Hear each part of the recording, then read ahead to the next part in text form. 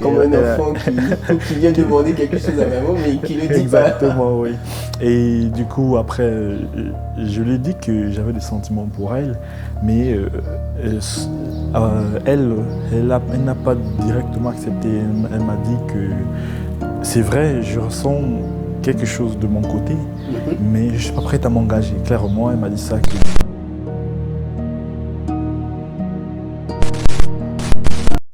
Vous êtes jeune, vous êtes intéressé à entrer maintenant dans une relation amoureuse, mais vous ne savez pas nécessairement quelles sont les étapes pour pouvoir entamer cette relation amoureuse, pour pouvoir trouver la bonne personne peut-être. Vous êtes au bon endroit. Aujourd'hui sur notre plateau, nous avons invité deux jeunes couples qui viennent à peine de commencer leur relation amoureuse. Nous allons avoir la possibilité de discuter avec eux et de voir un peu comment est-ce qu'ils ont commencé, où est-ce qu'ils en sont et quel est le futur qu'ils donnent à leur propre relation amoureuse. Nous avons sur notre plateau Alan et Ivana. Bonjour. Bonjour. Bonjour. J'espère que vous allez bien. Oui, ça va. Dieu merci. Nous sommes ravis de vous avoir sur notre plateau cet après-midi. Alors, avant même de commencer, on voudrait quand même savoir qui vous êtes. Est-ce que vous pouvez vous présenter rapidement? On va commencer par Alan. Alors, bonjour, bonsoir. Moi, c'est Alan Jeffrey. Je suis gabonais, d'origine gabonaise, et je suis étudiant en troisième année de médecine et à la faculté d'Abou Kassis, à l'Université internationale d'Abou Kassis. Et voilà, c'est ma troisième année ici au Maroc. D'accord. Ivana? Donc moi je m'appelle Ivana, étudiante en médecine gabonaise. Alors, c'est comme je l'ai dit, un plaisir pour nous de vous avoir. Et aujourd'hui, on voudrait discuter un peu de relations amoureuses. Vous êtes en couple. Ça fait combien de temps que vous êtes en couple? Maintenant on est en train de partir sur notre deuxième année là, ça fait exactement 1 an et 8 mois. 1 an, 8 mois. Ouais. Donc du coup, vous êtes vraiment dans vos débuts. Exactement. Alors, Alan, comment est-ce que tout est parti? Comment est-ce que ça a commencé, tout ça? Je me souviens comment c'était hier. C'était le 14 novembre, le jour que je suis arrivé sur le territoire marocain. Le lendemain, si je me souviens exactement, le 14, je suis arrivé sur Casa et le lendemain, j'ai eu l'occasion d'arriver sur Rabat. Et c'est lorsque je suis arrivé à la faculté que j'ai pu rencontrer Ivana. Elle est la responsable, la présidente de l'association des Gabonais de la fac. Du coup, c'est elle qui est chargée généralement d'accueillir les étudiants et tout. Donc, quand je suis arrivé, bien évidemment, j'ai fait sa rencontre. On a commencé à parler, on a commencé à discuter. Et c'est ce jour-là, exactement, que j'ai rencontré cette jolie demoiselle. D'accord. Et donc, du coup, vous l'avez rencontré à la fac. Mais aujourd'hui, je sais que vous êtes chrétien, n'est-ce pas? Vous fréquentez la même église ou non? Oui. En effet, on fréquente la même église. D'accord. Donc, du coup, c'est de là que c'est parti. C'est de là que... En fait, quand tu l'as vu, permets-moi de te tutoyer, hein. Quand tu l'as vu pour la première fois, mais c'est juste la responsable du groupe des étudiants. Mais est-ce que tu avais pensé à éventuellement quelque chose qui pourrait se produire entre vous deux? En effet, quand je l'ai vu pour la première fois, j'ai été ébloui, si on peut le dire. Mais je voulais pas écouter toutes ces pensées qui me venaient à l'esprit parce que j'étais dans une optique de ne pas commencer ou entamer une relation amoureuse. J'avais comme désir de ne plus avoir à faire parce que j'avais une petite déception et tout. Donc, je me suis dit, ça y est, j'y vais, plus de relation jusqu'au travail carrément. Je m'étais mis cette barrière, mais je crois que c'était sous le coup de l'émotion. Et quand je l'ai vu pour la première fois, je me suis dit, non, c'est pas possible, non, c'est certainement une blague. Mais la vérité, c'est que... Donc, il y avait quelque chose qui commençait à monter. Effectivement. Et tu essayais de retenir ça. Exactement, c'est ça. Et du coup, combien de temps ça a pris pour que tu puisses réaliser que tu ne pouvais pas camoufler ce qui était en train de sortir? C'est juste les mots que vous utilisez, parce que, en effet, j'ai pris à peu près 4 4 mois, pendant ces 4 mois, j'ai eu le temps de faire connaissance avec elle. On a eu le temps de se rapprocher assez pour devenir des amis. Où on avait une complicité qui était juste incroyable. Moi, je comprenais pas comment les choses pouvaient être aussi simples, aussi faciles, comment on pouvait avoir une certaine facilité, une certaine complicité. Et c'est au bout de ces 4 mois que je me suis dit, bon, ça y est, je peux plus garder ça pour moi, je peux plus me retenir. Je crois qu'il est temps de passer à autre chose. D'accord. Donc, la plupart du temps, vous étiez dans la même église, comme tu l'as dit, vous Mhm. vous voyez, vous vous côtoyez, mais aussi vous vous voyez ailleurs, c'est-à-dire à la fac. Ah oui. D'accord. Alors, Ivana, par exemple, toi, pendant que Alan était en train de se tourmenter avec beaucoup de questions, quelle était ta situation à cette période-là, avant même qu'il ne vienne vers toi? Bon, déjà, je tiens à préciser, on n'était pas dans la même église à ce moment-là, quand on s'est rencontrés. D'accord. On n'était pas du tout dans la même église. Lui, il venait d'arriver. Et ses premiers mois au Maroc, en fait, il ne partait pas à l'église. D'accord. Il ne fréquentait aucune église. Donc, on n'allait pas dans la même église à ce moment-là. C'est après qu'on a commencé à fréquenter la même église. Bon, moi, je partais déjà à l'église. Hein. Ok. C'est lui après qui m'a rejoint. D'accord. Et bon, de mon côté, ça n'a pas été pareil. Pour moi, c'était juste un étudiant comme tout autre, en fait, que j'accueillais. Voilà, j'étais normale avec lui. Je ressentais rien de particulier, donc je me comportais normal avec lui. Et je pense que c'est lui, comme il a commencé à développer quelque chose pour moi, il s'est rapproché un peu plus de moi, il venait de temps en temps vers moi et moi, sans rien penser et tout, voilà, j'ai aussi commencé à me rapprocher, mais vraiment dans l'amitié, sans rien et tout. Et comme il a dit, on passait des fois quelques moments ensemble. Et voilà, après, on a commencé à se fréquenter un peu plus et voilà. D'accord. Et donc, du coup, après ça, qu'est-ce qui s'est passé? Vous êtes rapprochés. Alan, qu'est-ce qui s'est passé ensuite? Bon, juste après, comme je l'ai dit, on a commencé à passer vraiment beaucoup de temps ensemble. On s'appelait quand même assez. Et on se voyait tous les dimanches. Tous les dimanches, on faisait du roller ensemble. Donc, c'est pendant cette période-là qu'on a vraiment eu le temps de bien se connaître, de discuter par rapport à pas mal de sujets comme la religion, par rapport à l'avenir et notre situation amoureuse à cette période. Et juste après, je me suis décidé de lui dire ce que je ressentais parce que, comme tu l'as si bien dit, j'arrivais plus à garder ça pour moi. D'accord. Je pense que ça se voyait déjà assez. Je crois Comme un enfant qui vient demander quelque chose à maman, mais qui le dit pas. Exactement, oui. Et du coup, après, je lui ai dit que j'avais des sentiments pour elle, mais elle n'a pas directement accepté. Elle m'a dit que c'est vrai, je ressens quelque chose de mon côté, Mhm. mais je suis pas prête à m'engager. Clairement, elle m'a dit ça, que voilà, elle n'était pas prête à m'engager. Du coup, on est resté en stand-by. D'accord, il n'était pas Pendant prêt à cette période. s'engager. Oui, pendant cette période, on est resté en stand-by et on a continué notre amitié et jusqu'à se rapprocher davantage et il y avait de plus en plus de la complicité et c'était imminent et on a fait encore, si je me trompe bien, 4 ou 6 mois par là.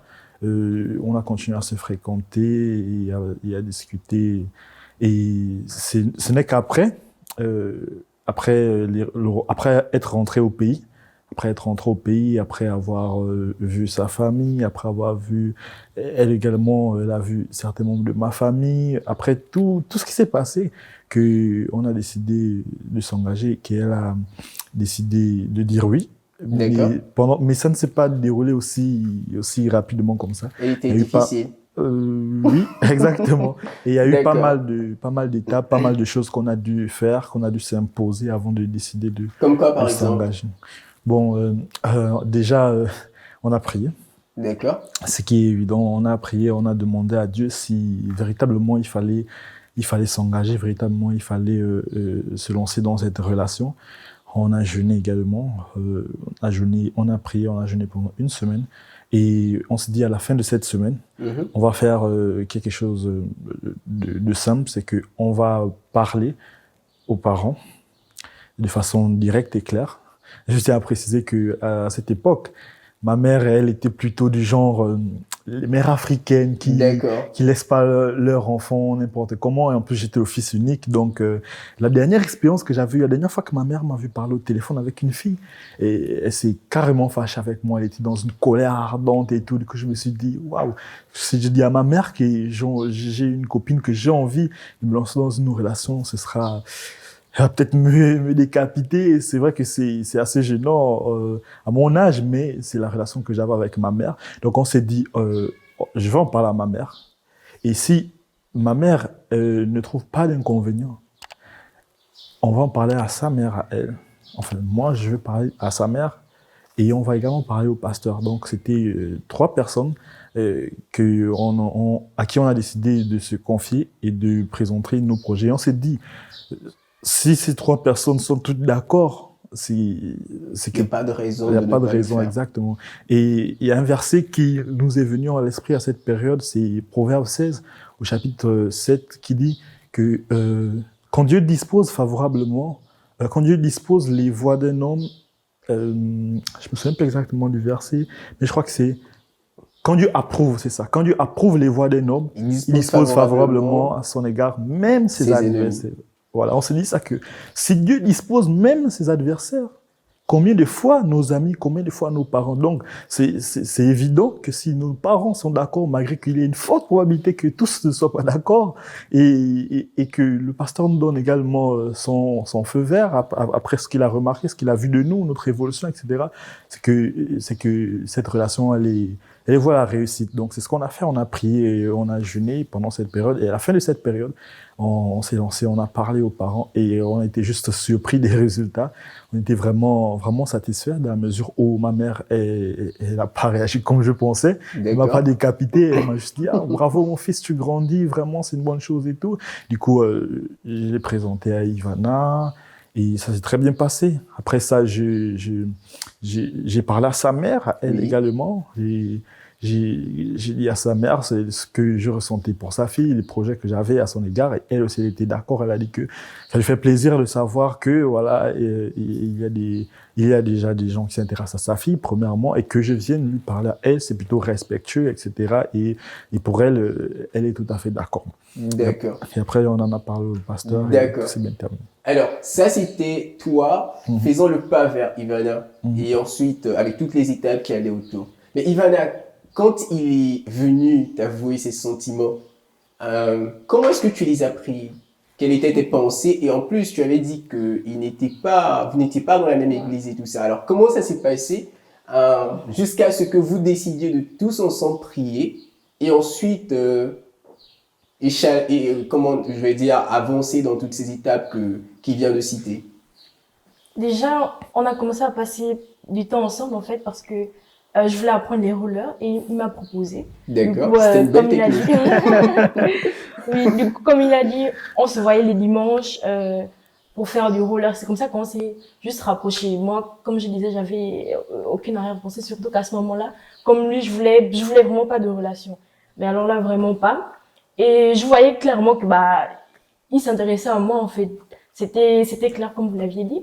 Et moi, tout simplement, j'ai décidé, je lui ai dit, je vois que tu ressens quelque chose pour moi. Et après, il me l'a dit également. Ah, donc, avant même qu'il ne vienne vers toi, tu l'avais déjà dit? Non, c'est après qu'il m'a dit. D'accord. C'est après qu'il me l'a dit. Que, voilà, moi, je lui ai dit, ok, je vois que tu ressens quelque chose pour moi. Mais il y a un problème, c'est qu'on n'est pas de la même confession en fait. On n'est religieuse. pas, voilà, exactement. Okay. Tu ne pars pas à l'église et tout. Enfin, dans mon église, du coup, parce que moi, je tenais vraiment à avoir quelqu'un qui soit dans la même église que moi, en fait. Et c'est comme ça que, on a commencé, enfin, je l'ai emmené à l'église, du coup. Donc, tu l'as invité à venir. Oui, je l'ai invité. Okay. Et voilà, il a commencé à fréquenter l'église, voilà. Et puis, je l'ai mis en contact avec d'autres personnes pour faire des études avec lui, pour lui apprendre un peu les doctrines et tout.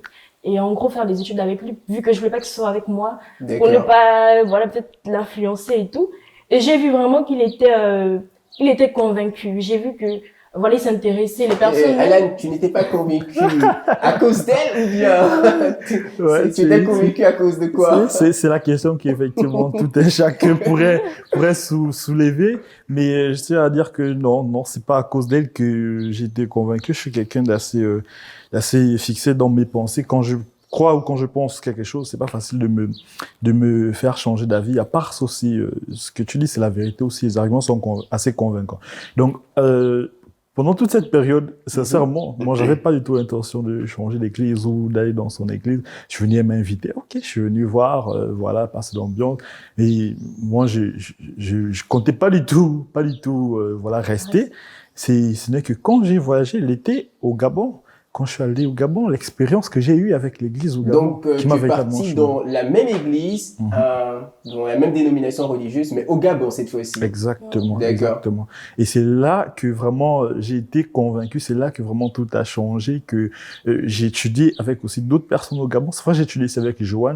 J'ai compris ce qu'il a dit, c'était vrai, mais j'étais pas personnellement convaincu. Je sentais pas l'appel en fait. C'est quand D'accord. je suis allé au Gabon et que j'ai eu l'expérience avec l'église du Gabon que vraiment je me suis dit ouais. Tout a changé. Je dois changer d'église et D'accord. c'est à cause de ça, pas parce que je voulais être avec elle. Et donc, à quel moment tu as accepté ces avances? Parce que, mine de rien, il t'a fait les avances. Là, il est venu à l'église, il a commencé à étudier, il a eu des bonnes expériences. À quel moment tu as accepté ces avances? Donc, comme il est venu à l'église, du coup, on se voyait encore plus, parce qu'on fréquentait la même église et du coup, on était clairement plus proches, que ce soit à l'école, voilà. Et donc, je pense, après, comme il a dit, on allait en vacances ensemble au Gabon. Bon, pas ensemble, hein, mais chacun est parti dans sa famille et tout. Et il est venu, du coup, à la maison parce que je l'ai invité à l'église aussi au Gabon, là-bas. Donc, il est venu à la maison, il a rencontré ma mère, il a rencontré mes frères parce que ma mère aussi, elle est très engagée. Donc, quand je lui dis que j'ai une amie que j'ai comme ça emmené à l'église, il est intéressé. D'accord. Donc, elle aussi, viens, on va l'emmener, voilà. Elle l'invite à la maison et tout. Donc, c'est ce qui s'est passé. Il est juste venu à la maison dans ce cadre-là. Et puis après, il a rencontré ma mère. Donc, il n'y avait rien à ce moment-là. Et quand on est, bon, on a passé l'été, après, on a passé l'été séparés et tout. Quand on est rentré ici, comme il a dit, je commençais à ressentir aussi quelque chose. En fait, je sentais que, bah, voilà, il y avait quelque chose qui était vraiment, qui commençait à grandir et tout. Et je me souviens que à ce moment-là aussi, bizarrement, je tombais beaucoup sur, je sais pas si c'est le hasard ou je sais pas, je pense pas. Je tombais aussi beaucoup sur sur des publications sur des relations et que ce D'accord. soit des enseignements et tout, beaucoup d'enseignements et tout, sur Les les relations relations, amoureuses. exactement. Et ma mère aussi m'en parlait et tout. Et donc, comme on passait beaucoup de temps ensemble et qu'il y avait déjà quelque chose de mon côté, je me suis dit, bon, écoute, là, je pense que je suis prête. Je suis prête. J'ai pris assez de temps, j'ai réfléchi, j'ai examiné la chose. J'ai vu que tu as commencé à venir à l'église, ça se voyait que tu étais vraiment intéressée, c'est pas à cause de moi. Tu étais engagée, tu as montré de l'intérêt, même toutes les personnes l'ont vu, ma mère l'a vu, elle a vu que voilà. Et il avait décidé aussi de se baptiser. Je pense que déjà à ce moment-là, il me montrait de l'intérêt pour ça, pour le baptême. Donc je lui ai dit, bah, écoute, moi je suis prête. Je vois clairement qu'il y a un truc entre nous deux, on s'entend bien, on a une bonne relation et tout, et je vois ton caractère. Et ça me plaît, donc je suis prête à m'engager aussi sur cette voie-là. Et puis, comme il a dit, on a prié, bien sûr, avant, j'ai prié seule, bien sûr. Et après, on a prié ensemble, on a prié séparément, on a fait une semaine de jeûne et de prière. Et on en a parlé parce que moi, je voulais pas commencer une relation sans en parler, par exemple, à mes parents, sans en parler au pasteur et tout. Et je me suis dit, bon, on s'est dit, si Dieu approuve justement, comme il disait, bah, tout va bien se passer, en fait, quand on va parler à nos parents. Si nos parents sont d'accord, ils vont nous donner quelques conseils et tout, on estime que c'est que Dieu aussi, il est Il avec approuve. nous, voilà, il approuve. C'est tout. D'accord. Alors, moi, j'ai une question qui est assez intéressante, mais peut-être dérangeante. Moi, je veux savoir, qu'est-ce qui t'a plu en elle, au fait? Pourquoi tu l'as choisi elle et pas d'autres personnes? Parce que je pense qu'à la fac, il y a beaucoup de jeunes filles. À l'église, il y a beaucoup de jeunes filles aussi. Et pourquoi elle? Non, c'est vrai. C'est quoi? Qu'est-ce qui a fait que tes yeux se sont portés sur elle? Bon, c'est vrai que comme tu l'as si bien dit, à la fac, il y a plusieurs filles, etc. Mais le premier jour que je l'ai vu, comme j'ai déjà dit, j'étais en quelque sorte ébloui. Donc, j'ai rien compris de ce qui s'est passé. Je me D'accord. suis juste rendu Un coup de compte que foudre? je sais pas si c'est un coup de foudre, peut-être, mais en tout cas, c'est ce que j'ai ressenti. Je sais pas ce qui s'est passé, je comprenais rien, mais je savais juste que j'étais, alors là, très intéressé par la fille qui était en face de moi. J'ai été bien évidemment frappé par sa façon de parler, par sa façon de s'exprimer. Ça m'a beaucoup plu. Sa voix déjà était, je me souviens encore, comme si c'était hier. Même actuellement, tu rougis. Oui, bien sûr, genre, je me demandais, en fait, mais est-ce que c'est vraiment possible? Il y a vraiment ce genre de filles là sur cette terre. J'ai voyagé pas mal. Bon, en fait, dans mon pays, j'ai beaucoup voyagé, j'ai beaucoup rencontré des gens, mais j'ai jamais rencontré ce genre de personne. Vraiment, elle était voilà calme, douce. Alors une douceur extrême. Et raison pour laquelle jusqu'aujourd'hui elle est présidente parce qu'elle sait très bien parler avec les gens. Elle a cette façon là, cette façon de se comporter, ces relations sociales, etc. Et elle donne du très bons conseils. Vraiment, j'étais juste en mode waouh, je savais pas qu'il existait ce genre de personne. Donc sa beauté également m'a beaucoup D'accord. frappé, mais je me suis bien évidemment dit que voilà, la beauté certes c'est important, mais je ne dois pas me fonder sur ça, raison pour laquelle j'ai pris beaucoup de temps, 4 mois exactement, pour bien réfléchir, pour bien l'observer, etc. Mais sinon, la première impression que j'ai eue d'elle, sincèrement, j'étais juste ébloui et j'étais frappé par la qualité de sa beauté, sa façon de parler, sa gestuelle et sa magnifique voix. Et donc, du coup, après un certain nombre de temps, l'amour a commencé à naître jusqu'à ce qu'on parte le déclarer. Et Exactement. alors, Ivana, pourquoi est-ce que tu l'as accepté, en fait? Pourquoi tu l'as accepté, lui? Pourquoi? Quand il est venu te dire, est-ce que c'était la première fois qu'un garçon te fasse des avances? Et si non, pourquoi lui? Bah, tout simplement parce qu'on avait passé beaucoup de temps ensemble, on se connaissait déjà assez. Euh, bon, le physique n'est pas ce qui est passé avant. Clairement, on a passé du temps ensemble et j'ai appris à le connaître, j'ai appris son caractère. Et comme il me trouvait aussi douce, moi aussi, clairement, je le trouvais clairement doux. Il était attentionné, il était calme, il s'énervait rarement en fait. Il savait vraiment comment se comporter avec les femmes. D'accord. Et puis voilà, il était courageux, il était déterminé, il était fort. Par exemple avec les rollers, vu qu'il me faisait des cours, il m'encourageait toujours. Moi, des fois, je voulais le laisser tomber, genre vraiment laisser tomber. Et parce que bah j'aime pas me faire mal, dès que ça devient difficile, je laisse. Du coup, je voyais clairement que il m'encourageait toujours. Il me dit mais non, tu vas pas laisser tomber, ça se fait pas comme ça. Quand ça devient difficile, faut pas laisser tomber. Toujours, il avait toujours ces petits mots, ces encouragements et tout, et il trouvait le moyen de me garder dedans afin que voilà, je continue. Donc vraiment, c'était une belle personne. Il avait un très beau caractère. Et puis après, au fil du temps, aussi quand j'ai commencé à plus m'intéresser avec lui, j'ai aussi trouvé qu'il était beau clairement. Donc c'est quelque chose qui est venu aussi avec le temps. Donc D'accord. voilà en gros. Ah mais ça c'est vraiment intéressant. Alors, on passe à cette étape-là, on a fini de prier, on est convaincu, on va parler à maman, on va parler au pasteur. Comment était cette étape un tout petit peu? Comment est-ce que par exemple chez le pasteur, comment ça s'est passé? Qu'est-ce que vous avez dit? Et comment est-ce qu'ils l'ont pris clairement? Bon, aussi simple que ça. J'en ai en parlé au pasteur. Je dis, pasteur, ouais, j'ai quelque chose d'important à vous dire. Voilà, il y a la sœur Ivana, avec qui j'entretiens une certaine relation, une amitié, et j'aimerais bien qu'on puisse se mettre ensemble, qu'on puisse, voilà, grandir et pourquoi pas avoir une relation amoureuse et se marier par la suite, etc. Et lui, de son côté, il a vraiment très bien pris. Et il m'a dit que nous, tout ce qu'on peut faire, c'est vous encourager, c'est de prier pour vous. Il m'a donné des conseils. Il m'a dit dans la vie, il y a des décisions qui sont assez importantes qu'on doit prendre. Il y a la personne avec qui il faut se marier, très très important. Il y a également la décision de suivre Christ. C'est des choses vraiment dans la vie qui nécessitent beaucoup de réflexion. Et comme tu l'as dit, comme tu m'as dit que voilà que c'est ce que tu veux, nous on ne peut que prier pour vous et vous encourager. Donc c'est clairement ce qui m'a dit. D'accord. Alors, au jour d'aujourd'hui, vous êtes en couple. Vous n'êtes pas encore fiancé, Non. mais vous êtes en couple. Vous êtes tout jeune, vous êtes tout beau. Moi, j'ai une question. Par exemple, je voudrais savoir, au jour d'aujourd'hui, étant en couple, euh, quelles sont les difficultés auxquelles vous êtes confrontés la plupart du temps? Vous partagez bon nombre de plateformes ensemble, c'est-à-dire vous êtes à l'église ensemble, vous partez à l'école ensemble. Quelles sont les difficultés auxquelles vous êtes parfois confrontés? Ivana? Difficulté sur quel point? Par exemple, dans votre relation tous les deux, que ce soit par exemple avec Alan, dans votre relation tous les deux, lorsque vous êtes à l'école, dans votre relation de couple, ou même des difficultés qui sont aussi parfois extérieures, le regard des autres, de vos amis. Comment est-ce que les gens prennent par exemple votre relation?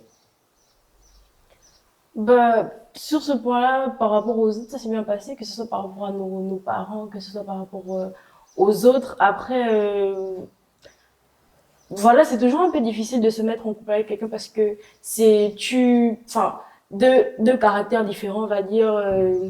Voilà, tu apprends à faire avec la personne un peu. Du coup, voilà, c'était difficile au début et par rapport aux limites qu'on va se fixer, on va dire, dans notre couple.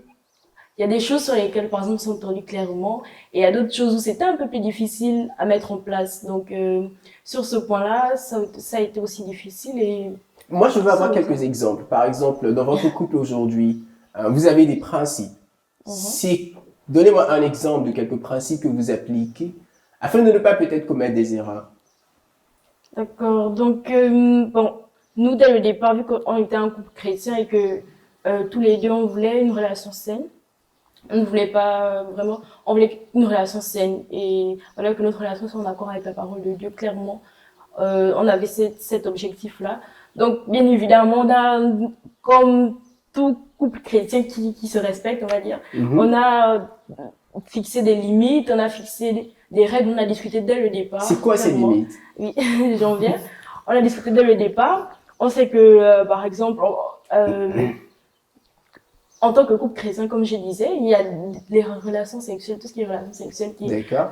banni, qui est interdit. Et ça, c'est en gros un grand caractère. Mais après, il y a des petits trucs, comme par exemple, on s'est dit, pour éviter justement d'en arriver là, vaut mieux éviter de se retrouver dans des situations où on va devoir dormir ensemble et tout. De toute façon, vivre à la cité, c'est aussi un choix pour se préserver aussi.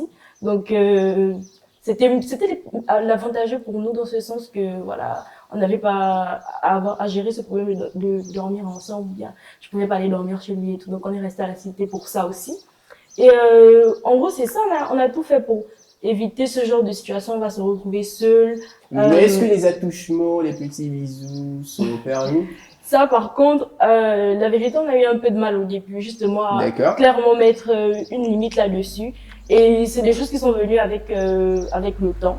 Clairement, nous, c'est venu avec le temps parce que je pense que ça, pour ce genre de choses aussi, il faut un certain discernement.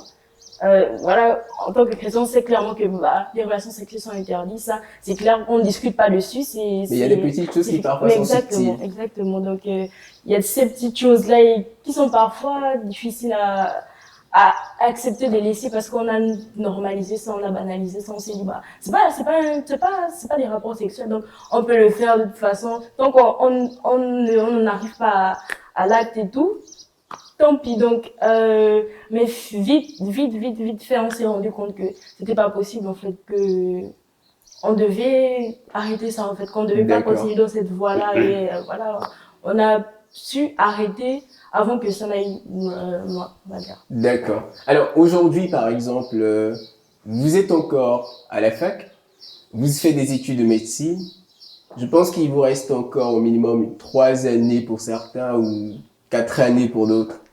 Comment est-ce que vous voyez votre relation et quand est-ce que vous planifiez vous marier?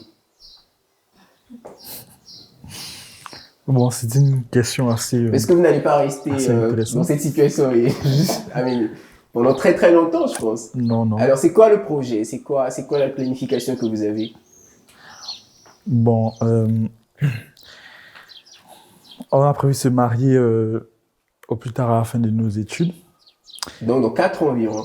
Bon, c'est 3 ans, 3 ans. D'accord. Dans 3 ans, ça c'est dans le pire des cas. Et sinon, on aimerait que ça se fasse bien avant. Ok. Et ça dépendra de pas mal de facteurs, notamment l'aspect financier, parce que Effectivement. nous sommes d'origine africaine. Et chez nous en Afrique, ça se fait pas comme chez les Européens. Il faut une certaine maturité financière notamment. Donc, c'est essentiellement ça. On a prévu de se marier à la fin de nos études. Mais effectivement, moi j'ai une question peut-être. Mhm. Là, effectivement, nous avons ce conseil qui dit que du moment qu'on vit encore chez nos parents, grosso modo, on dépend de nos parents, il faudrait pas puisqu'on n'est pas encore prêt à prendre soin d'une famille, on ne devrait pas au fait commencer quelque chose qu'on sait qui va prendre beaucoup de temps vu qu'on n'a même pas encore une certaine stabilité financière. Alors, comment est-ce que tu vois cela et qu'est-ce que tu en penses? Bon, je pense que je suis d'accord sur ce point pour éviter certaines difficultés. Je connais des personnes qui ont fait le choix de se marier en étant étudiants et chez nous en Afrique, c'est assez compliqué, c'est assez difficile. Du coup, on pense qu'il est mieux d'acquérir une certaine maturité financière, raison pour laquelle on a des projets, on n'espère pas attendre la fin de nos études pour D'accord. être totalement détaché de nos parents, ne plus avoir à demander quoi que ce soit. On a des projets qui, avant la fin de nos études, vont nous permettre d'être totalement indépendants et dans ce sens, on pourra planifier ensemble notre avenir. D'accord. Mais c'est déjà bien du moment que vous avez une vision assez claire. Alors, au jour d'aujourd'hui, vous planifiez vous marier bientôt et Mhm. vous planifiez vivre tous les deux ensemble. Mais c'est quand même sur une longue période. Alors, comment est-ce que vous pensez, c'est-à-dire, comment est-ce que vous pensez que vous allez gérer la situation entre-temps? Vous avez déjà peut-être établi certains principes, mais avec les difficultés auxquelles vous êtes confrontés, vous pensez que tout ira bien, vous pourriez attendre jusqu'à cette période?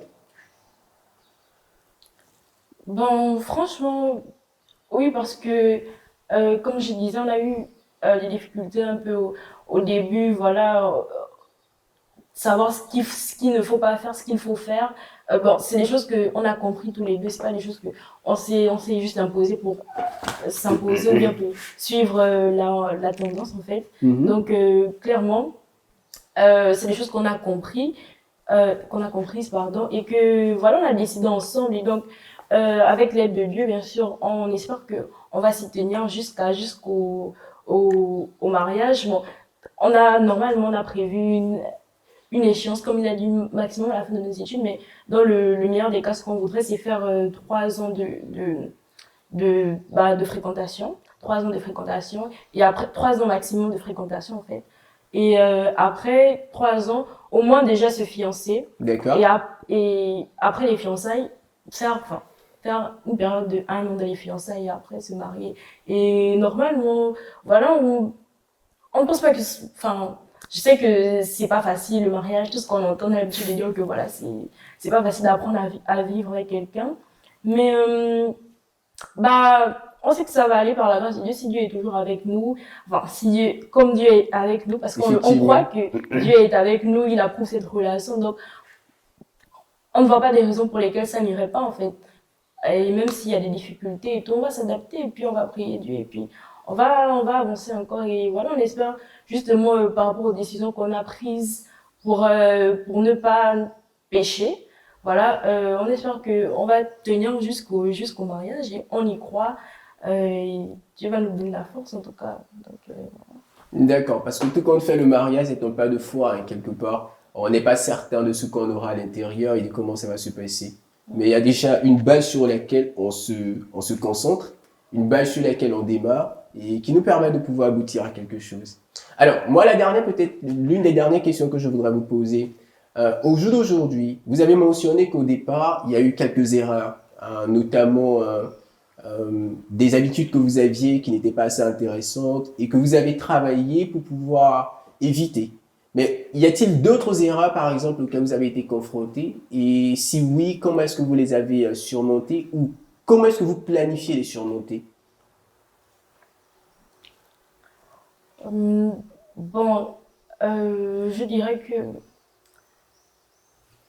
enfin, quand on est rentré dans cette relation et tout, on avait un peu peur, moi, de mon côté, parce que j'ai souvent fait cette erreur dans les relations précédentes, c'est de faire passer ma relation avant Dieu. Voilà, donc c'est quelque chose que je ne voulais clairement pas faire parce que c'est quelque chose à ne pas faire. On dit toujours qu'on doit aimer Dieu plus que son partenaire et tout, et voilà, c'est le cas, on doit aimer Dieu plus que son partenaire. Et donc, j'ai beaucoup travaillé sur ça aussi, on a beaucoup travaillé sur ça de telle façon à ce que, bah voilà, on ne, notre relation ne devienne pas le plus important, on va dire le numéro un pour nous. Donc, on a dû, par exemple, réduire le temps qu'on passait au téléphone. Parfois, on pouvait s'appeler, des erreurs justement. Parfois, on pouvait s'appeler toute la nuit. Genre, D'accord. alors que maintenant, c'est quelque chose qu'on a arrêté parce qu'on s'est rendu compte que c'est pas bien, c'était une mauvaise habitude ou peut-être Effectivement. de dormir au téléphone et tout, ce genre de choses et tout. D'accord. Donc, tu te réveilles, peut-être c'est la première personne que tu vois enfin, dans la vidéo et tout. Et voilà, au lieu de terminer la journée avec Dieu, commencer la journée avec Dieu seulement parce que bon, on n'est pas marié, donc on n'est pas marié. Bon, c'est ça, c'est d'abord, c'est Dieu. C'est Dieu. Tu vas commencer ta journée avec Dieu, tu vas terminer ta journée avec Dieu. Et parfois, c'est parce qu'on se réveille le matin toujours au téléphone et tout, on se parlait directement et tout. Et donc, il y avait ce truc-là qui n'est pas bien, c'est mauvaises habitudes aussi. Et puis, voilà, on a dû apprendre, parce franchement, il y a beaucoup de choses qu'on a apprises dans la relation, en fait. Clairement, il y a des choses que, à cause de nos expériences passées, on a également apprises, mais il y a d'autres choses qu'on a apprises sur le tas dans notre relation, clairement. Et notre relation, elle a évolué, on a éliminé certaines choses, certaines mauvaises habitudes et tout. Tout pour éviter de se retrouver dans cette situation. On va se mettre, avant Dieu, en fait. On va mettre, Notre relation. l'autre avant Dieu. Donc, bien évidemment, on a prié aussi pour ça, on a beaucoup prié et tout. Et, voilà. Franchement, ça s'est vraiment, vraiment amélioré. Il y a plein de choses qu'au jour d'aujourd'hui, on a arrêté et qu'on a laissé. Et ça, c'est seulement par la grâce de Dieu parce que Dieu a vu que vraiment, on était engagé, on a voulu bien faire les choses. On n'a pas voulu se détourner de lui et tout. On a continué à prier dans ce sens-là et c'est pour ça qu'il nous a aidés jusqu'à aujourd'hui. Et puis, voilà, pour le moment, ça va. Et on prie que ça continue d'aller. Certainement. Mais Vas-y. je veux juste dire que si elle met beaucoup l'accent sur ça, c'est parce que ça a vraiment été une difficulté incroyable, presque insurmontable, parce que un moment, quand on a commencé, on avait du plaisir à passer du temps ensemble. Bien évidemment, ça allait toujours, mais ça commençait à devenir toxique dans la mesure où, comme elle a dit, on dormait au téléphone, on pouvait faire 18 heures d'affilée. C'est-à-dire, lorsqu'on n'avait pas cours toute la journée, on est au téléphone. Le soir, on dort au téléphone. Le matin, on se réveille au téléphone. On travaille chacun de son côté, mais toujours Le connecté, téléphone toujours connecté. toute la journée. Et dès qu'on on coupe le téléphone, ça veut dire qu'on doit se retrouver en bas. Ça veut dire qu'on doit aller marcher quelque part, on doit aller D'accord. dans des parcs. Donc, on passait vraiment toute notre vie ensemble et ça devenait vraiment, vraiment toxique. Donc, c'est cet aspect que je voulais souligner. Mais je bénis le Seigneur parce qu'il vous a permis de pouvoir vous rendre compte de ces différentes erreurs-là. Parce qu'il arrive des fois où on est tellement dans la relation, comme tu l'as dit, où la relation devient le fondement de la vie. Et du coup, on se rend plus compte des erreurs qu'on fait, du fait même qu'on n'arrive plus à prier tout seul, on est tout le temps avec l'autre, et même parfois on prie pas assez et tout ça. Alors, au jour d'aujourd'hui, moi, j'ai quand même peut-être l'une des dernières questions, une dernière question. Il y a beaucoup de personnes, de jeunes comme vous, qui sont intéressés par une autre personne. Ils entament la relation, mais ils préfèrent rester cachés, si je puis dire. Vous, vous avez décidé de vous exposer, en d'autres termes, d'exposer votre relation à vos différents parents et même aux pasteurs qui dirigent votre église aujourd'hui. Alors, qu'est-ce que vous pensez de ceux-là qui font différemment de vous et quel est le conseil que vous pourrez leur donner?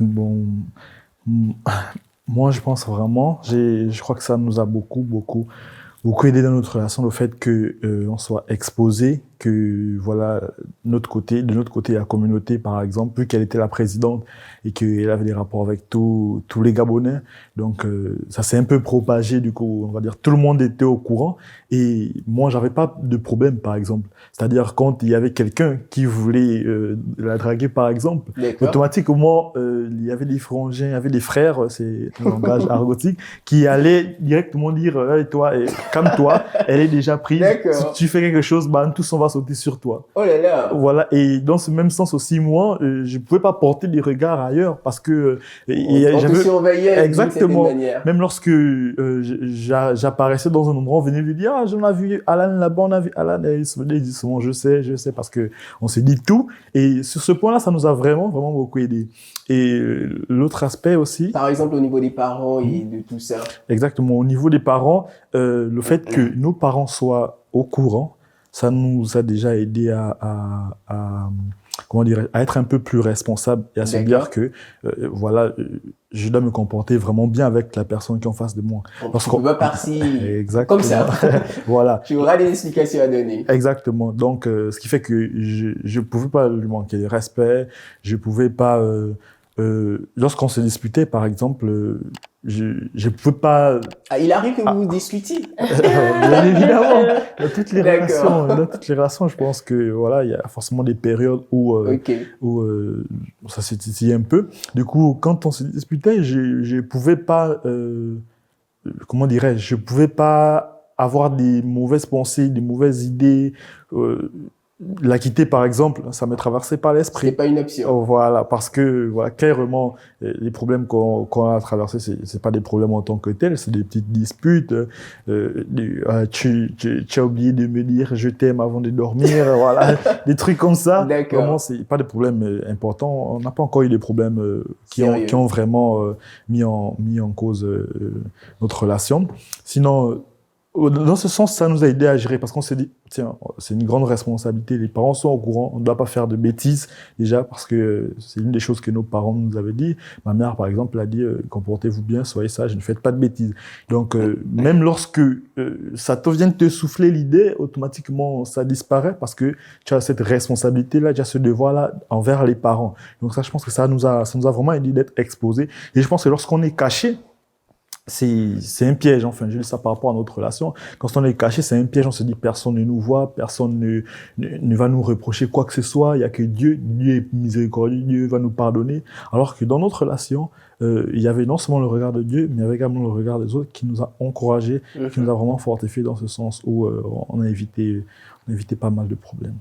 D'accord. Mais je sais pas si tu voudrais ajouter quelque chose. Effectivement, comme il a dit, ça aide aussi à bien se comporter, voilà, parce que tu sais que bah tout le monde est au courant et voilà tes parents surtout et voilà ils savent où tu es avec qui quand si par exemple n'arrive pas à te joindre ils peuvent passer par Alan du coup et voilà ils ne se posent pas la question avec qui je suis avec voilà. C'est que tout est clair, tout est, voilà, mais juste à dire aussi que, franchement, pour les personnes qui ont choisi de ne pas forcément s'exposer. Tant que, les parents, c'est le plus important que les parents soient au courant, qu'ils soient d'accord aussi avec la relation.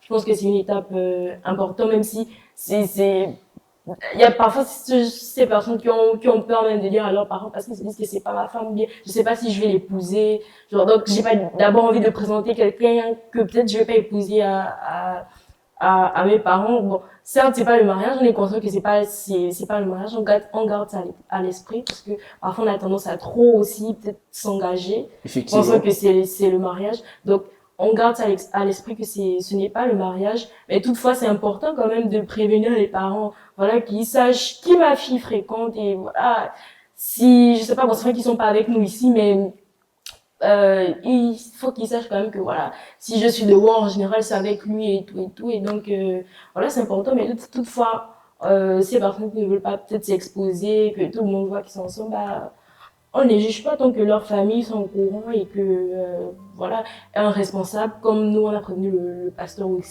Et surtout un responsable voilà, spirituel aussi, exactement. qui peut vous assister, vous Exactement, donner orienter. des tout ça. conseils, voilà, nous accompagner dans la prière aussi. Et puis, voilà, c'est important. Quand vous avez une relation sérieuse, je pense que c'est une étape très importante. Parce que mine de rien, vous prenez le temps d'observer l'autre, vous prenez le temps de vous rassurer de vos sentiments et vous n'êtes pas nécessairement au parfum de tout ce que le futur vous réserve, et quand même vous êtes prêt à faire un pas de foi. Et donc du coup, prévenir vos parents, leur expliquer quand même vos intentions, c'est déjà intéressant et ça vous préserve vous-même. En lieu et place de rester caché comme il le disait tantôt. Et puis bon, vous êtes en réalité vous êtes caché, mais vous êtes exposé peut-être à d'autres choses qui ne sont pas nécessairement bonnes. Vous voyez. Mais moi, ça m'a fait plaisir de vous avoir. Nous avons eu à discuter de beaucoup de choses. Et je pense que ceux-là qui nous regardent auront peut-être appris beaucoup de choses. De vos erreurs, mais aussi des méthodes par lesquelles vous êtes passé pour vous remettre sur la pente. Moi, je prie pour vous et je continuerai de prier pour vous. Et j'espère que on va célébrer votre mariage dans un futur très proche. Oui. Merci d'avoir écouté ce programme. Nous étions en train de parler de tout ce qui est en relation. Peut-être que vous aussi, vous cherchez à entamer une relation avec quelqu'un ou avec quelqu'une. Vous avez vu les étapes que ceux-ci ont utilisées. Mais vous pouvez peut-être faire mieux, puisque eux n'étaient pas au parfum de tous les conseils que nous pouvons connaître. Aujourd'hui, vous pouvez vous servir de leur expérience et devenir meilleur ou faire de meilleurs choix. Alors nous vous encourageons à plonger les regards dans les Saintes Écritures, à passer beaucoup de temps dans la prière et à certainement parler avec vos responsables spirituels afin d'avoir de bons conseils. Nous aurons certainement un deuxième épisode, alors abonnez-vous et suivez-nous. Merci.